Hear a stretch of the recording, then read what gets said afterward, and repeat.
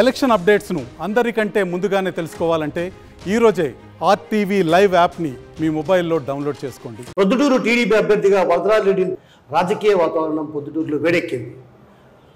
ఓ రకంగా గురు శిష్యుల మధ్య పోరాటం జరగబోతుంది. సమరంలో గెలిచేది గురువా శిష్యుడా అన్నటువంటి ఉత్కంఠత ప్రొద్దుటూరు ప్రజల్లో నెలకొంది. ఇప్పటికే 2 పర్యాయాల ఎమ్మెల్యేగా గెలిచి మరోమారు హ్యాట్రిక్స్ సాధించేందుకు కూడా సిద్ధపడుతున్న నేపథ్యంలో వరదరాజరెడ్డి ఎలాంటి పోటీ ఇవ్వబోతున్నారు, అసలు ఆయన అనుసరిస్తున్న విధానాలు ఏంటి, వైసీపీ వ్యతిరేకతను ఆయన ఎలా తన వైపుకు మళ్లించుకునే ప్రయత్నాలు సాగిస్తున్నటువంటి అంశంపైన ఆయన్నే అడిగి తెలుసుకునే ప్రయత్నం చేద్దాం. అయ్యా, ముందుగా మీకు నమస్కారం అయ్యా, and hearty congratulations. Thank you very much. చెప్పండి, అసలు గురు శిష్యుల మధ్య పోటీ ఎలా ఉండబోతుంది ఈసారి? ఇది ఎన్నికలు జరిగే దాంట్లో గురువు శిష్యులు తెచ్చు, ఇంకా పరస్పరంగా అన్ని రకాల వర్గాలు ఏ పార్టీకి సంబంధించిన వాళ్ళు ఎన్నికల పోటీలో ఉంటా ఉంటారు. దాంట్లో వైఎస్ఆర్సీపీ పార్టీకి రాచమల్లు శివప్రసాద్ రెడ్డి, తెలుగుదేశం పార్టీకి నేను అభ్యర్థులుగా నిర్ణయించడం జరిగింది. దాంట్లో భాగంగా మా ఎన్నికల వ్యూహం, మాకు ఎన్నికల్లో అనుభవం ఉన్న రీత్యా మా వ్యూహాలు మేము రచించుకొని ఎదురు పార్టీకి, అవతల పార్టీకి సంబంధించిన వాళ్ళని మా పార్టీలో చేర్చుకుంటూ ఇప్పటికే దాదాపు ఒక 10,000-15,000, 20,000 మంది ఓటర్లకు సర్పంచ్ అయిన కొంతమందిని, అదే మరి కొంత జెడ్పీటీసీకి సంబంధించిన వాళ్ళని దాదాపు చేర్చుకుంటూ మేము ముందుకు పోతున్నాం. అంటే గతంలో కూడా నేను వరదరాజరెడ్డి, మా గురువైనటువంటి వరదరాజరెడ్డిని ఓడించాను, ఈసారి కూడా ఖచ్చితంగా ఆయన ఓటమి తప్పదన్నటువంటి భావన ఆయన వ్యక్తం చేసి ఎలా చూడొచ్చు? నిజమే, ఆయన ఒకప్పుడు నాకు శిష్యుడే, కానీ రాజకీయాలలో ఎప్పుడు శాశ్వత శత్రుత్వము మిత్రత్వం ఉండదు. దాంట్లో భాగంగా ఆయన వేరే వర్గంలోకి వెళ్ళిపోయి ఆయన ఎమ్మెల్యే అభ్యర్థిగా 2 సార్లు గెలిచినాడు. 3వసారి గెలవాలని ప్రయత్నం చేస్తున్నాడు. నేను కూడా గతంలో చాలాసార్లు గెలిచిన శాసనసభ్యునిగా నేను ఈసారి ఎన్నికల్లో బరిలో నిలబడినా. ప్రొద్దుటూరు ప్రజలు ఆదరిస్తారు, అభిమానిస్తారనే నమ్మకం నాకుంది. అంటే వరుసగా 5 సార్లు ఎమ్మెల్యేగా గెలిచినటువంటి వరదరాజరెడ్డి తరచు ఇటీవల కాలంలో ఓటమికి గల కారణాలు ఏంటి, ఏమైనా వాటి మీద అన్వేషించారా?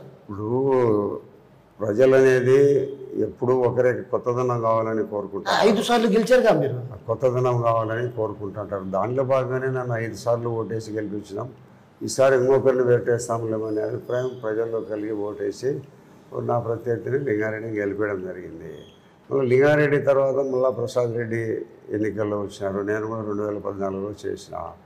మరి వైఎస్ఆర్సీపీ కొత్తగా ఏర్పడిన తర్వాత ఇది ఇప్పుడున్న ప్రభుత్వాల కంటే ఆ ప్రభుత్వం ఏదో పెద్దగా చేస్తుందనే ఆలోచనతో ప్రజలు అటువైపు ముగ్గు వేసి ఓటేయడం జరిగింది. అంటే నేనేమంటానంటే, ఇప్పుడు ఆయన ఏమంటున్నాడంటే నేను చేసిన అభివృద్ధి నన్ను గెలిపించబోతుంది అని ఆయన అంటున్నాడు. దాదాపు ఇక్కడ ఉన్నటువంటి ఏదైతే పాలిటెక్నిక్ కళాశాల కావచ్చు, కొన్ని ఫైన్ ఆర్ట్స్ కళాశాల వంటి వాటిని నేను చేశాను, మార్కెట్ కూడా నిర్మాణం జరగబోతుంది, ఇంత అభివృద్ధి చేశాను. ఆయన గతంలో కూడా ఆర్టీవీకి ఇచ్చిన ఇంటర్వ్యూ కూడా ఏం చెప్పారంటే 80% కానీ 60% నుంచి 80% పనులు పూర్తయితేనే నేను ఓటు అడుగుతానంట. ఇప్పుడు మార్కెట్ ఆయన ఆదాయం కోసం పెట్టుకునేది. మార్కెట్కు 55 కోట్ల రూపాయలు అంత అవసరం లేని పరిస్థితుల్లో ఆ కాంట్రాక్టర్తో మాట్లాడుకొని 10 కోట్ల రూపాయల డబ్బులు తీసుకొని ఆ ఎస్టిమేటు దాన్ని బూస్టప్ చేసి టెండర్లు పిలిపించి ఎవరు టెండర్ లేకుండా ఆయనే వేసుకోవడం జరిగింది. దాదాపు 10 కోట్ల రూపాయలు దాంట్లో ప్రసాద్ రెడ్డికి లాభం వస్తూ ఉంది. ఎక్కడ ఏం అభివృద్ధి కార్యక్రమాలు చేసినాడు, డివైడర్లు, పాతగా ఉండబడిన డివైడర్లు, బాగా ఉండే డివైడర్లను పడగొట్టినాడు, మళ్ళా కట్టినాడు, దానికి రంగులు వేసినాడు. చెట్లన్నీ బాగా మంచి చెట్లు, బాగా నీడనిచ్చే చెట్లన్నీ కొట్టి ఇప్పుడు ఏదో పూల చెట్లన్నీ వేసినారు. ఎక్కడ అభివృద్ధి చేసినాడు, ఏం అభివృద్ధి జరిగింది? ప్రొద్దుటూరు ఎంత అభివృద్ధి జరిగింది అంటున్నాడు ఆయన. ఎక్కడ జరిగిందో శ్వేతపత్రం రిలీజ్ చేయమని ఆయన అభివృద్ధి ఏమో మేము గతంలో చేసిన అభివృద్ధిని మేము రిలీజ్ చేస్తాము. ఊరికథని చెప్తాంటాడు. మాటలు మాట్లాడడంలో మాటల మాంత్రికుడు ఆయన.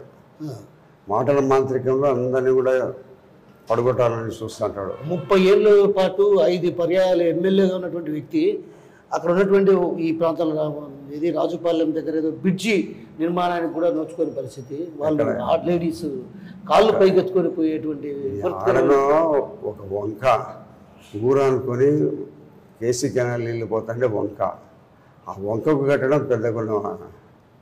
అయినా మీరు టీడీపీలో ఉండి చేయలేకపోయారు అంటున్నాడు కదా. చేయలేకపోయినారని అతను అంటున్నాడు. ఆ ప్రజలు అడగలే నాకు పనులు కావాలని.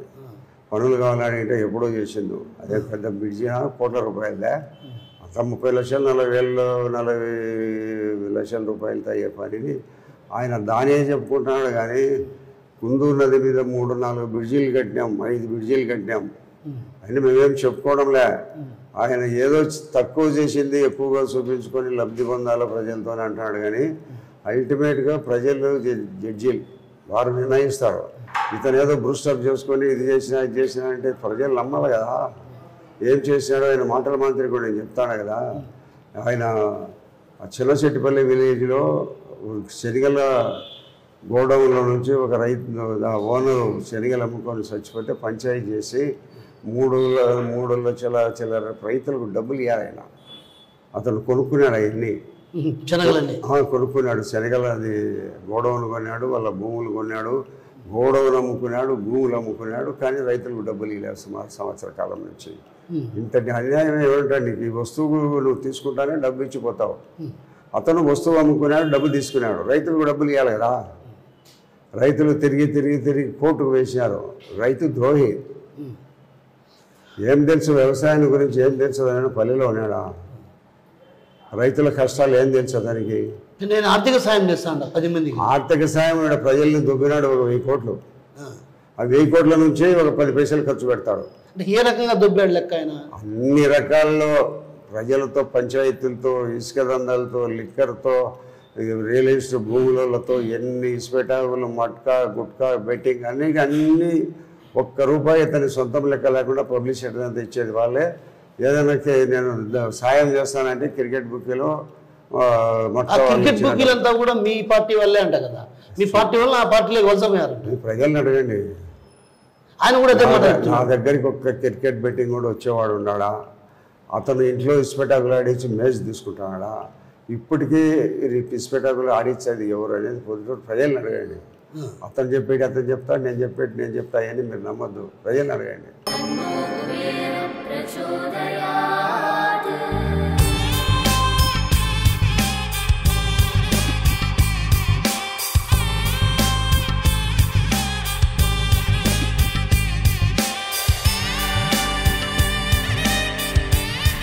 కుబేరలక్ష్మి కటాక్షంతో అందరి ఇంట్లో బంగారం, వజ్రం, వెండి నిండా. లలిత అక్షయ తృతీయ బంగారు నగలకు తరుగులో 1% తగ్గింపు. వజ్రాభరణాలు క్యారెట్కు 5,000 తగ్గింపు. ఆయన ఒక ఆఫర్ ఇచ్చాడు. ఆర్టీవీకి నాకే ఒక ఆఫర్ ఇచ్చాడు. నన్ను ఎవరైనా అవినీతి పరుడు అని నిరూపిస్తే ₹1 లెక్క నీకు ఇస్తాను. నాకే ఆయన ఓపెన్గా ఛాలెంజ్ చేశాడు. ప్రజల్లో నిరూపిస్తాడు. ఇప్పుడు ప్రతి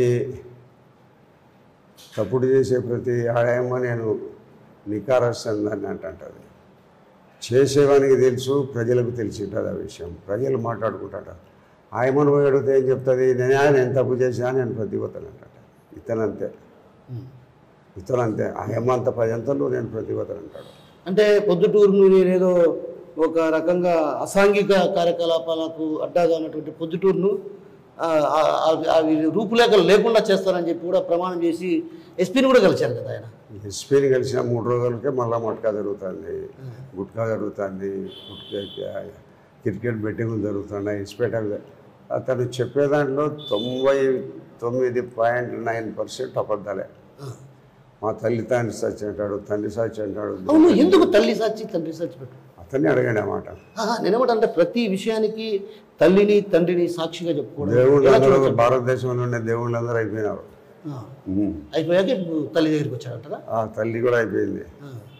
అతను ఎంత దుర్మార్గంగా చెప్తాయంటే, నేను మా తల్లికి సంభోగం ద్వారా పుట్టింటే మాకు కూడా రాదు అవన్నీ మాట్లాడుతున్నాను. దుర్మార్గంగా మాట్లాడుతున్నాను. వయసురీత్యా మనం కూడా అవి మాట్లాడడానికి కూడా మనకు లేదు. మేము అట్లా చెప్పలేము. చెప్పేదానికి కూడా మాకు ఇష్టం. ఆయన చెప్పేస్తున్నాడులే. ఆయన చెప్తున్నాడుగా. చెప్పుకున్నాడు. నేను మా తల్లికి పుట్టలేదు, నేను వేరే సంపర్కం ద్వారా పుట్టినా అని ఏదేదో చెప్తాడు. అంతా మాకు అవన్నీ గుర్తు కూడా ఉండవు. మాకు ఆ మాటలు రావు కూడా.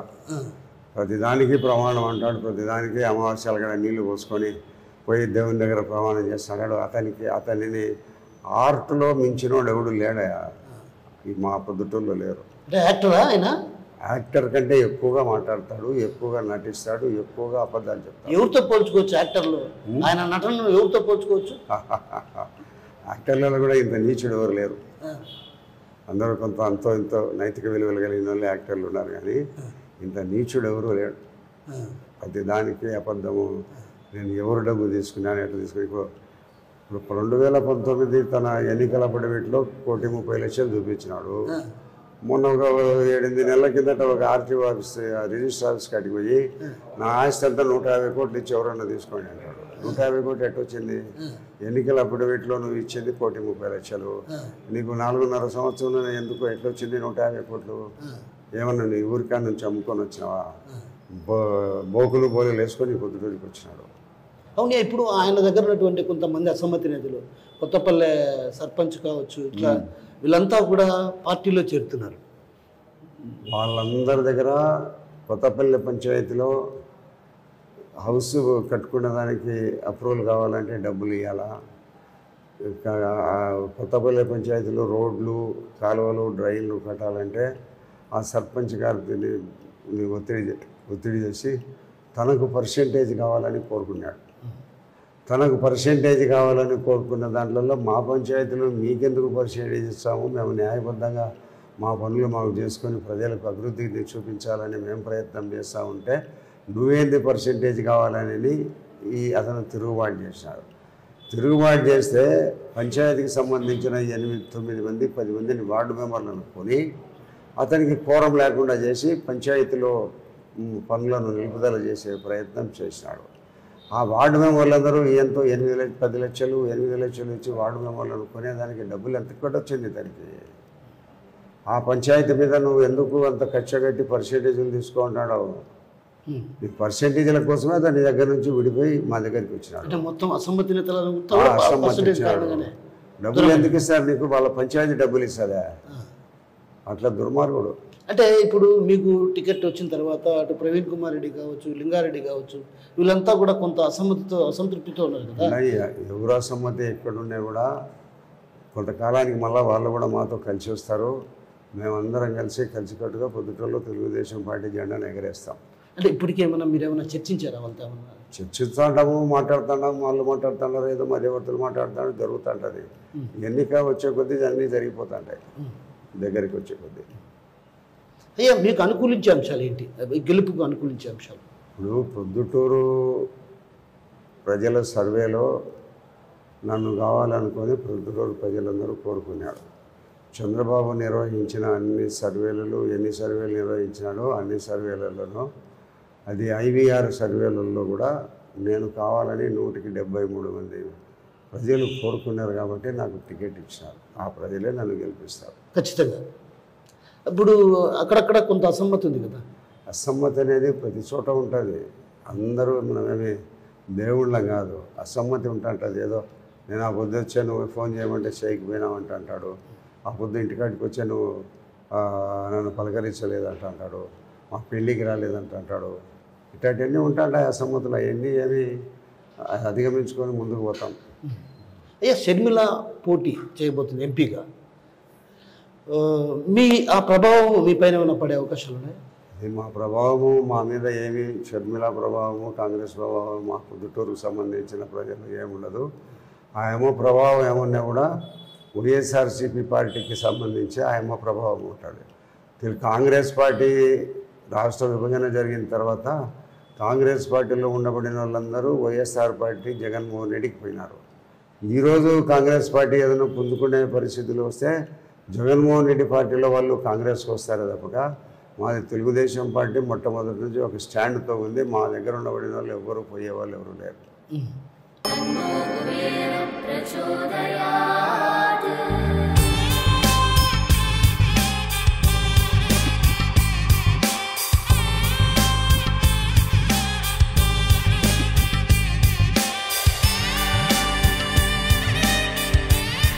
కుబేరలక్ష్మి కటాక్షంతో అందరి ఇంట్లో బంగారం వజ్రం వెండి నిండా. లలిత అక్షయ తృతీయ బంగారు నగలకు తరుగులో 1% తగ్గింపు. వజ్రాభరణాలు క్యారెట్కు 5,000 తగ్గింపు. కొన్ని సామాజిక వర్గం బీసీ వాళ్ళు మాకు టికెట్ ఇవ్వాలని ఒక వాదన తెరపైకి తెచ్చారు. ఇప్పుడు ఎన్నికలు వచ్చినప్పుడు ప్రతి ఒక్కడు నాకు టికెట్ కావాలంటున్నారు. ఇప్పుడు మేమే నలుగురం పోరాటం చేసినాము, ముగ్గురిని కాదని నాకు ఇచ్చినారు. అది ఎన్నికల సమయంలో అన్ని పరిస్థితులు ఆలోచన చేసి ఎవరు ఇక్కడైతే గెలవగలుగుతారనే వారిని చూసి పార్టీ టికెట్ ఇస్తుంది. అంతేగాని అందరూ కావాలని కోరుకునేంత మాత్రంతోనే ఇక్కడ ఎన్నిక నెరవేర్చుకోవాలి కదా. అంటే దశాబ్దాల కాలంగా బీసీలు టికెట్ అడుగుతున్నారు, కానీ ఆ పరిస్థితి లేదు. ఒకటి చెప్తాను చూడండి, కర్నూలు, నెల్లూరు, కడప రెడ్లు ఉంటారు ఎక్కువగా. విజయనగరం, విశాఖపట్నం, శ్రీకాకుళము, ఈస్ట్ వెస్ట్ గోదావరిలో బీసీలు ఎక్కువగా ఉంటారు. అక్కడన్నీ బీసీలకు ఇచ్చుకోమనండి, మేమేం వద్దడం లే. అక్కడ రెడ్లకు ఓసీలకి ఇక్కడ కూడా 80,000 ఓట్లు ఉన్నటువంటి బీసీలు కదా, 150% బీసీలకు టికెట్లు ఇచ్చినారు. అంటే ఇక్కడ వాళ్ళు ప్రధానంగా అడిగేది పొద్దుటూరు టికెట్ ఇవ్వమని అడుగుతున్నారు. అలాంటప్పుడు వాళ్ళలో కొంచెం అసంతృప్తి ఉంటుంది కదా. అసంతృప్తి వాళ్ళలో వాళ్ళకు ఉండేంత మాత్రంతోనే ఏం కాదు. ఇంకొకటి వాళ్ళని భుజాన్ని ఎత్తుకొని నెత్తిన పెట్టుకొని తిప్పేవాడు ఎవరు లేరు. అసమ్మతి ప్రతి ఒక్కరికి ఉంటుంటుంది. ఎందుకంటే నేను లీడర్ కావాలా, నేను ఎమ్మెల్యే కావాలి అంటుంటారు.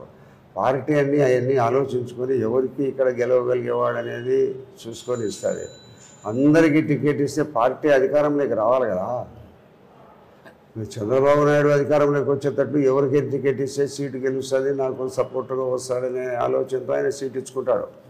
అంతేగాని అన్ని చోట్ల బీసీల కంటే శ్రీకాకుళం, విజయనగరం, విశాఖపట్నం బీసీలకు ఇచ్చుకోండి. అక్కడ ఎవరు లేరు. ఎక్కడ ఏ కులం ఉంటుందో ఆ కులానికి ప్రాధాన్యత ఇవ్వండి. ఇక్కడ ఉండేదానికి ప్రాధాన్యత ఇచ్చారు. కర్నూలు, కడప, నెల్లూరు, నీకు చిత్తూరు, అనంతపురంలో కొంతమందికి వేరే బీసీలు కూడా చాలామందికి టికెట్లు ఇచ్చినారు. అయ్యా నేనేమంటానంటే ఇప్పుడు బీసీలో కొంత అసంతృప్తి ఉంది కదా, వాళ్ళని కూడా కలుపుకునే ప్రయత్నాలు ఏమైనా చేస్తున్నారు? ఈ అసంతృప్తులంతా టీ కప్పులో తుఫాన్. అందరూ మాకు కలిసి వస్తారు.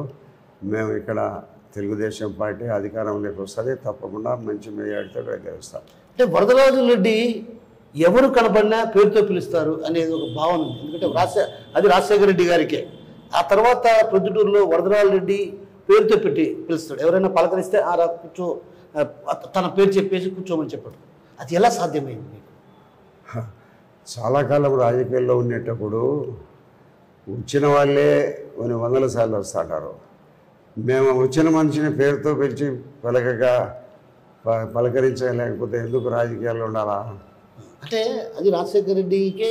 రాజశేఖర రెడ్డి ఉండొచ్చు, ఎవరైనా ఉండొచ్చు. 1, 2, 3 సార్లు మమ్మల్ని వచ్చి కలిసిన వ్యక్తిని 3వ 4వసారి వస్తే పేరుతో పిలిచాలనేది అతనికి కోరుకుంటాడు. అంతమంది పేర్లు మీరు ఎట్లా పెట్టుకున్నారు మైండ్లో? నేను చాలా కాలం నుంచి ఉన్నాను. నాకు వేరే కాంట్రాక్ట్లు, వ్యాపారాలు ఏమీ లేవు. ఇంటికాడనే నా 35 ఎకరాలు నా పెళ్ళాం వ్యవసాయం చేసుకుంటుంది. కొంత గుత్తలు కూడా ఇచ్చింది. ఉదయం లేచినప్పటి నుంచి రాత్రి పండుకునే వరకు రాజకీయ కార్యకలాపాలే నా పని. కాబట్టి అందరినీ ఐడెంటిఫై చేస్తా. 160% పేర్లతో కూడా పిలుస్తాను. గతంలో మీ పైన ఒక చిన్న ఆరోపణ చేశారు. ఏదైతే మీ ప్రత్యర్థి ఎమ్మెల్యే రాచమల్లి కాలేజీకి సంబంధించినటువంటి స్థలాన్ని ఆయన ఇది చేశాడు అని, ఏంటి అసలు వ్యవహారం? కాలేజీకి సంబంధించిన సంబంధాలు మాకు ఎట్లొస్తాయి? అతను ఒకప్పుడు అది న్యాయసమ్మతమైంది అనే మాటలు మాట్లాడిన రికార్డు కూడా ఉన్నాయి. ఈ పొద్దు మళ్ళీ దాన్ని ఎట్లా చెప్తాడు అతను? ఇంకోటి మీరు ఏమన్నారంటే ఆయన వాళ్ళ ఇంట్లో పనిచేసే వాళ్ళంతా కూడా మున్సిపల్ దాంట్లో పనిచేసేవాళ్ళు అని మీరు ఆరోపణ చేశారు. ఆయన ప్రత్యారోపణ ఏం చేశాడు? మీ కాలేజీలో ఎవరైతే ఉన్నారో వాళ్ళు మీ దగ్గర డ్రైవర్లుగా ఉన్నారు. ఏంటి అసలు? మున్సిపాలిటీది అదొక పురపాలక సంస్థ. దానికి ఒక కమిషనర్ ఉన్నారు, ఇంకా ఇంజనీర్లు ఉన్నారు, అందరు ఉన్నారు. అది గవర్నమెంట్ సంబంధించింది పురపాలక సంస్థ. దాంట్లో ఉండబడిన జీతాలు తీసుకునే మనుషులు వాళ్ళ ఇళ్లలో పనిచేశారు. నా దగ్గర కాలేజీ నా స్వతంత్ర అధికారం. దాని పెత్తనమంతా నాది. మా కాలేజీ మా కుటుంబీకులకు సంబంధించి ఎయిడ్ టీచర్లకు ఇస్తుంది. ఇప్పుడు అనాది నుంచి వచ్చే అది ఆచారబద్ధంగా వచ్చేది. మేమేమీ సృష్టించుకునేదేం కాదు.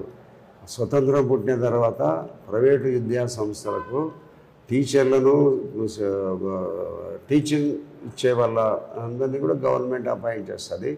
ఈ సంస్థను మీరు నడుపుకోండి అని మాకు డబ్బులు ఇస్తుంది. ఎంతమంది ఉంటే అది డబ్బులు ఇస్తారు. మాది స్వతంత్ర సంస్థ, కానీ డబ్బులు మాత్రం ఇస్తుంది. మా స్వతంత్రంగా ఉండే దాంట్లో మా స్వతంత్రత, అతనికి మున్సిపాలిటీలో స్వతంత్రత ఉందా, దానికి అధిపతే, మా దానికి నేను అధిపతిని, మా ఇష్టం. నీకేమన్నా అట్లా ఇష్టం ఉందా, నువ్వు అధిపతిగా, నీకేమన్నా దాంట్లో ప్రమేయం ఉందా? 41 మంది కౌన్సిలర్లు ఉన్నారు, మున్సిపల్ చైర్మన్ ఉంది, ఇంజనీర్లు ఉన్నారు. అది ఒక ప్రభుత్వ సంస్థ. నా దానికి ప్రభుత్వ సంస్థలు అడ్డంకులు లేవు. నా బిల్డింగ్ నా సొంత బిల్డింగు. మున్సిపాలిటీ నీ సొంత బిల్డింగా? నీ బాబుదేమన్నా? నాది సొంత బిల్డింగు. నా సొంత బిల్డింగ్లో ఎవరికి ఏం పని చెప్పాలో, ఎవరితో ఏం పని చేయించుకోలేదు, నా ఇష్టం. అది నా సొంత దాంట్లో ఎవరి పెత్తనం అనవసరం. అతను నేను అప్పుడే చెప్పాల్సింది చెప్పలేదు. కానీ స్వతంత్ర సంస్థ, నా బిల్డింగ్లో నా లెక్చరర్లకు అందరూ, నేను కొంతమందికి చేతుల నుంచి డబ్బులు ఇచ్చి నేను అక్కడ విద్యా సంస్థను నడుపుతాడా? నేను ఎంతమందికి ప్రైవేటు లెక్చరర్లను పెట్టుకున్నాను. గవర్నమెంట్ ఇచ్చేది 8 మందికి ఇస్తా అంటే 25 మందికి నేను శాలరీ ఇస్తాట. 25 మందిలో 20 జీతం ఇచ్చే వాళ్ళ నుంచి పెట్టుకుంటా. జీతం ఇచ్చేవాడు ఆడ, నేను చేతి నుంచి జీతం ఇచ్చేవాడు ఆడ పని చేస్తా అంటే ఆడ పని చేసేవాడు నా దగ్గర ఉంటాడు. ఏంటి ఇబ్బంది దాంట్లో? అది పూర్తి సర్వ స్వతంత్ర అధికారం మాది. నువ్వు నీ ఇంట్లో పని చేసే వాళ్ళకు నువ్వు స్వతంత్రం అధికారం నీకు లేదు. అది ఒక ప్రభుత్వ సంస్థ. ఇది మా కాలేజీ, మా సొంతం కాలేజీ. ప్రతి బిల్డింగు, ప్రతి రూపాయి మేము పెట్టుబడి పెట్టి కట్టుకునే బిల్డింగ్లో మేము ప్రభుత్వం ఇచ్చే ఎయిడ్తో మేము కాలేజీ నడుపుతున్నాం. ప్రభుత్వం ఎయిడ్ ఇస్తుంది, అంతేగాని పెత్తనం అయితే ప్రభుత్వం ఒక పర్సెంటేజ్ అక్కడ లేదు. ఇక్కడ పెత్తనమంతా మున్సిపల్ కమిషనర్. అయ్యా, 1000 కోట్లు నేను సంపాదించుకోలేదు, కేవలం నా దగ్గర ఉన్నటువంటి ఆస్తి కేవలం 150 కోట్లు మాత్రమే అని ఆయన అంటారు. ఎవరైనా సరే 150 కోట్లు ఇస్తే నా పేరిట కానీ నా కుటుంబ సభ్యుల పేరిట కానీ ఉన్న ఆస్తిని రాయిస్తానంట. ఎలా చూడొచ్చు? ఎన్నికల అప్పుడవిట్లో నువ్వు 1,30,00,000 ఉండబడిన నీకు 4.5 సంవత్సరాల కాలంలోనే 150 కోట్లు ఎట్టొచ్చింది? ఎక్కడ దోపిడీ చేసినావు? ఎక్కడ దొంగతనం చేసినావు? ఎక్కడ లూటి కొట్టినావు? ఏ బ్యాంకులు కొట్టినావు? 150 కోట్లు. ఒక బ్యాంకులో స్టేట్ బ్యాంకు లేకపోతే 20 కోట్లు 30 కోట్లు ఉంటుంది. అక్కడ 150 కోట్లు ఎక్కడి నుంచి వచ్చింది? ఎన్ని బ్యాంకులు కొట్టినావు? ఎంతమందిని దోపిడీ చేసినావు? ఎట్టొచ్చింది? నువ్వే చెప్తావు 150 కోట్లని. ఏం చేసింటే వచ్చిందో చెప్పు. అందరికీ వాళ్ళందరూ సంపాదించుకుంటారు అట్నే. ఇవన్నీ దోపిడీ లూటీ చేస్తున్నాడు ప్రొద్దుటూరును. ఒక్కటని లేదు, ఏ సంస్థను మిగలలేడు. ఆఖరికి ఉద్యోగస్తులు పోలీస్ సబ్ ఇన్స్పెక్టర్ పొద్దుటూరుకి రావాలంటే 20 లక్షలు ఇవ్వాలా? దోపిడీ చేస్తున్నారు. మీరు దోపిడీ చేసుకొని ఎత్తేసినాడు గేట్లు. ఫ్లడ్ వస్తుంటుంది, ఫ్లడ్ నిలబడిపోయి ఉంటుంది. అది ఫ్లడ్ డ్యామ్ నిలుగుతుందని ఫ్లడ్ ఎత్తేస్తే నీళ్ళు ఎట్లా పోతాడు ఫ్లో, అట్లా వదిలేసినాడు. ఇక్కడ అవినీతి ఆ విధంగా గేట్లు ఎత్తేసినాడు. అవినీతికి విచ్చలవిడిగా అవినీతి గేట్లు ఎత్తేసినాడు. దానికి అడ్డు లేదు, అడుపు లేదు. దాంట్లో డ్యామ్లో నీళ్లు పోయేటంత వరకు గేట్లు దించే పరిస్థితి లేదు. ఆ గేట్లు దించాలంటే ఇప్పుడు ఎన్నికల్లో మా అభ్యర్థిని మార్చాలి. అది మార్చినప్పుడే పొద్దుటూరు మంచి పరిపాలన ఉండేదానికి అవకాశం ఉంటుంది. హత్య రాజకీయాలు కేర్ ఆఫ్ అడ్రస్ వరదరాలంటే ఒకటి నిరూపించమను. ఛాలెంజ్ నిరూపించమను. అయితే మీ హయాం నుంచే హత్య రాజకీయాలు స్టార్ట్ అయినాయి. నేను వచ్చిన తర్వాత శాంతి ప్రొద్దుటూరు నందమయ్య నరసింహని ఎట్టు చంపారు? నేను చంపలే. నందమయ్య వాళ్ళు చంపాలి, వాళ్ళ బామర్ది చంపినాడు. ఏమో తెలియదు అంటే తెలియదు అనేది అబద్ధాలు చెప్తాడు అతను. అబద్ధాలతో అతనంత అబద్ధాలు ఆడే వ్యక్తి మా కడప జిల్లా లోపల ఎక్కడా లేదు. నమ్మిస్తాడు అట్లా, కానీ చాలా దుర్మార్గుడు. 307 కేసులు 4 కేసులు ఎట్లా వచ్చినాయంట? 300 కేసుల్లో నుంచి ఎట్లా బయటపడినావంట? అతను కేసులు కొట్టేయించుకున్నావంట. ఎన్ని రోజులు రిమాండ్లో ఉన్నావంట? నువ్వు జైల్లో ఉన్నావు. నేను ఎన్ని రోజులు జైల్లో ఉన్నట్టు నువ్వు నిరూపిస్తావు? హత్య రాజకీయాల్లో నువ్వు ఉన్నావు కాబట్టి ఏదో ఏమీ లేకపోయినప్పుడు నా మీద హత్యారాలు నేను ఎవరిని చంపినాను? నువ్వు నందం సుబ్బయ్యని చంపినావు. 2-3 పకడ తినేవానికి కాళ్ళు చేతులు కొట్టినావు. ప్రభాకర్ రెడ్డి అనే వాళ్ళకు కాళ్ళు చేతులు 4 నీ పైన 307 కేసులు ఉన్నాయి. జైల్లో ఉన్నావు. ఎన్ని రోజులు జైల్లో ఉన్నావు చెప్పమని. దేనికి ఉన్నాడో జైల్లో చెప్పమను. నేను ఎన్ని రోజులు ఉన్నాడో అతనే చెప్పమను. సరే, ఒక చిన్న విషయం అడుగుతాయి. ఇక్కడ అన్ని ప్రాంతాల్లో రోడ్ల విస్తరణ పనులు జరుగుతున్నాయి, కానీ పొద్దుటూరుకి ఎందుకు రోడ్డు విస్తరణ జరగడం లేదు? అసలు ఎందుకు ఇంత అస్తవ్యస్తమైనటువంటి పొద్దుటూరుకి అవసరమైన రోడ్ల విస్తరణ ఎప్పుడో 94లోనే జరిగింది. ప్రభుత్వ స్థలం ఉన్నంత మేరకు అంతా వెనక్కి కొట్టేసినాం. ఉండబడిన వాళ్ళ పట్టాభూములలో అంగళ్ళు, వాళ్ళ ఇండ్లు వాళ్ళవి ఉన్నాయి. పట్టాభూమిని తీసుకోవాలంటే వాళ్ళకు డబ్బులు మార్కెట్ రేటు నిర్ణయించిన దాని ప్రకారం డబ్బులు కొట్టి మనం వాళ్ళ భూమిని తీసుకోవాలి. అంత ఆర్థిక పరిస్థితికి ఒకప్పుడు మున్సిపాలిటీకి వచ్చినా కూడా ఈ దోపిడీగాడు దాదాపు 100 కోట్ల రూపాయల డబ్బులు వేసిన మార్కెట్ కానీ దానికని దీనికని దొంగ బిల్లులు పెట్టుకొని డబ్బునంతా కాజేసినాడు. ఇప్పుడు విస్తరణ చేయాలంటే వాళ్ళ సొంత స్థలాలకు డబ్బులు ఇవ్వాలి. ప్రభుత్వానికి ఎక్కడ వరకు భూమి ఉందో ప్రతి ఇంచు వరకు నెరికి జరిపేసినాం. నా టైంలో 94లో నేనుండి రోడ్డు విస్తరణ చేసిన, నేనుండి డోజర్లు తీసుకొని పోయి పుట్టించేసిన. అప్పటికి ఇప్పటికి జనాభా సంఖ్య పెరిగింది కదా? పెరిగిన దాని ప్రకారం భూమి డబ్బులు పెట్టి భూమి కొనుక్కొని విస్తరించండి. అంతేగాని నువ్వు వాడు అంగడి కొట్టేస్తాను, ఇల్లు కొట్టేస్తానంటే ఎందుకు ఒప్పుకుంటారు వాళ్ళు? రోడ్లు విస్తరణ చేయాలంటే, కొత్త రోడ్డు వేయాలంటే మనం డబ్బులు పెట్టి కొని ఒక ఊరు నుంచి ఒక రోజు పాత రోడ్డు కాకుండా కొత్త రోడ్డు వేయాలంటే కొంటాం.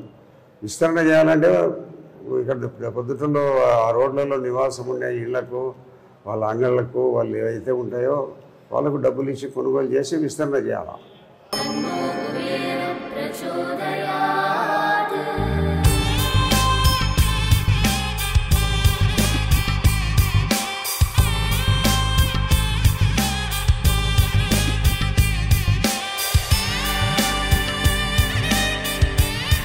కుబేరలక్ష్మి కటాక్షంతో అందరి ఇంట్లో బంగారం, వజ్రం, వెండి నిండా. లలిత అక్షయ తృతీయ బంగారు నగలకు తరుగులో 1% తగ్గింపు. వజ్రాభరణాలు క్యారెట్కు 5,000 తగ్గింపు. మన ప్రభుత్వం మారింది. అది 3 ఏళ్ళు పన్నులు చేసిన దానివల్ల 3 ఏళ్ళు 4 ఏళ్ళు పన్నులు చేసేటానికి మళ్ళా చంద్రబాబు నాయుడు గారు దిగిపోయి జగన్మోహన్ రెడ్డి వచ్చినాడు. అతని టైంలో ప్రారంభోత్సవాలు అతని టైంలో జరిగినాయి. ప్రారంభోత్సవాలు అందరూ చేస్తుంటారు. దాన్ని తెచ్చి దాన్ని ఇక్కడ 120 కోట్ల రూపాయలు డబ్బులు తెచ్చి దానిని ఇక్కడ పునాది రాయి వేసింది ఎవరు అని ఆలోచించమనం. కార్మికుడు ఇల్లు కడతాడు, మనం ఇంట్లో చేరుతాం. కట్టింది ఎవరు? కార్మికుడు కట్టింటాడు ఇల్లు. మేము అట్లా కట్టినాం.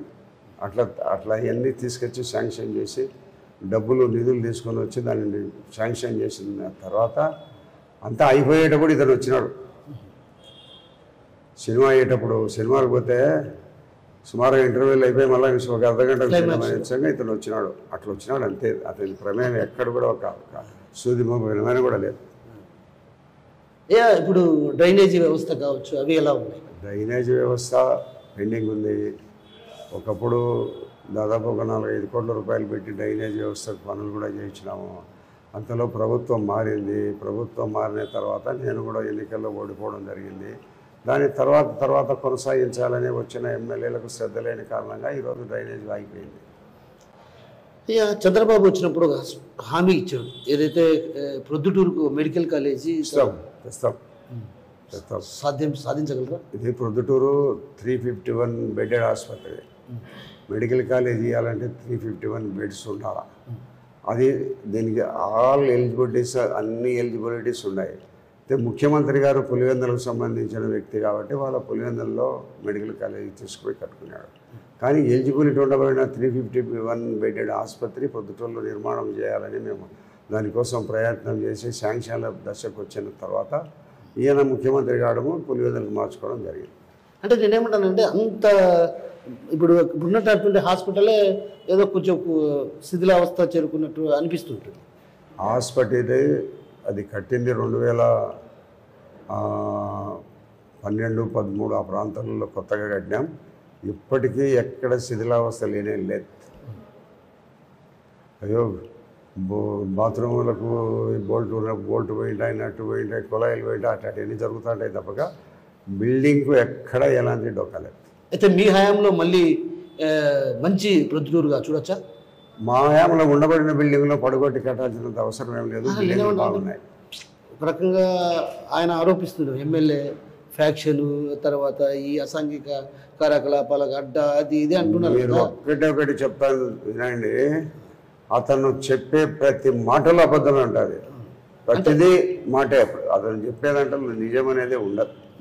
అంటే మీరు ఒకవేళ ఇన్ కేసు ఎమ్మెల్యేగా గెలిచిన తర్వాత వాతావరణం ఎలా, అంటే ప్రశాంతమైన వాతావరణం కనిపిస్తుందా? మంచి న్యాయబద్ధమైన వాతావరణం తెస్తాము. ఎవరు ఎక్కడ ఎలాంటి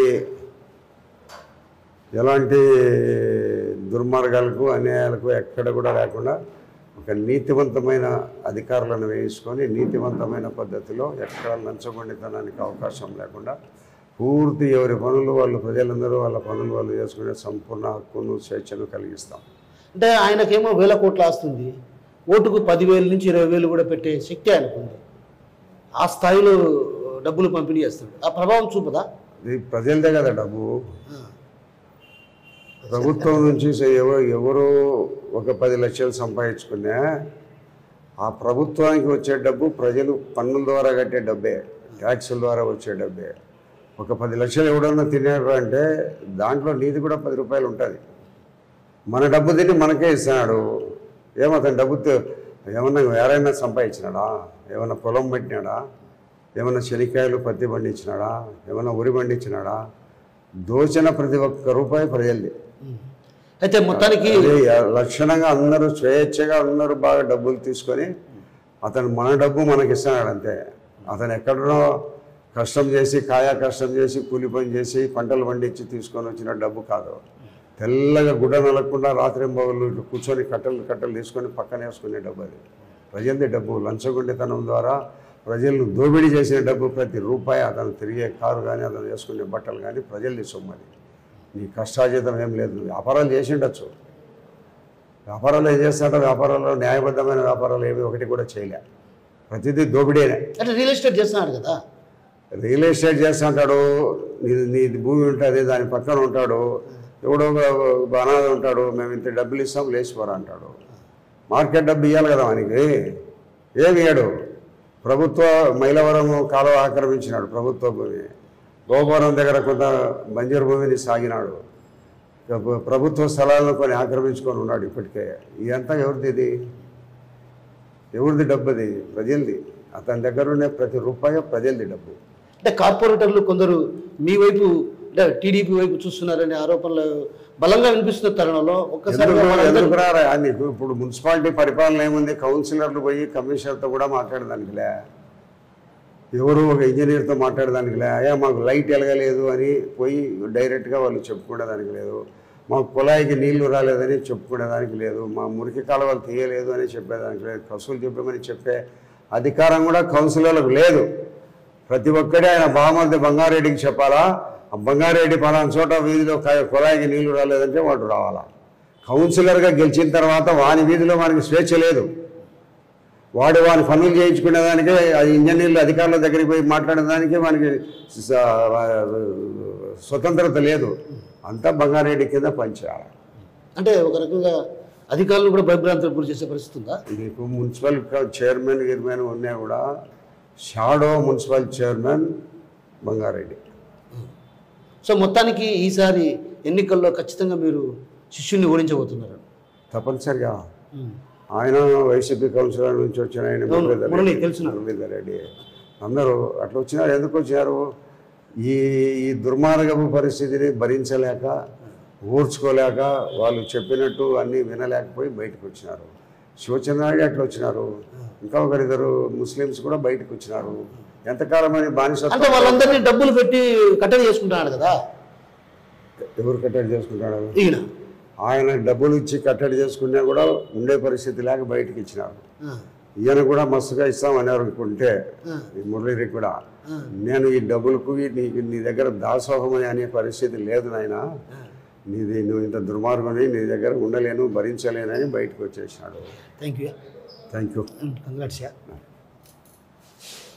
ప్రొద్దుటూరులో ప్రజలు మార్పు కోరుకుంటున్నారు. రానున్న రోజుల్లో టీడీపీ అధికారం, ఎందుకంటే ఎమ్మెల్యే చేసిన అరాచకాలు, అక్రమాలే తనను గెలిపించబోతున్నాయన్నటువంటి భావన మనతో పట్టినటువంటి వరదరాజు రెడ్డి గారు చెప్తున్నారు. ఏదైతే అసాంఘిక కార్యక్రమాలకు అడ్డాగా మారినటువంటి ప్రొద్దుటూరును శాంతి నిలయంగా మార్చబోతున్నా, ఇది ఖచ్చితంగా సాధిస్తా. అదేవిధంగా ప్రొద్దుటూరులో 340 పడకల ఆసుపత్రి ఉంది. ఇక్కడ వైద్య కళాశాల రావాల్సినటువంటి అవసరం ఎంతైనా ఉంది. అదేవిధంగా ప్రొద్దుటూరు అభివృద్ధికి నోచుకునే పరిస్థితి. ఇలాంటి పరిస్థితుల నేపథ్యంలో తనతోనే అభివృద్ధి అంతా సాధ్యమవుతుందన్నటువంటి భావన కూడా మనతో పాటున్నటువంటి వరదరాజ రెడ్డి గారు చెప్తున్నారు. కెమెరా పర్సన్ నాచరాతో కిషోర్, RTV, ప్రొద్దుటూరు నుంచి.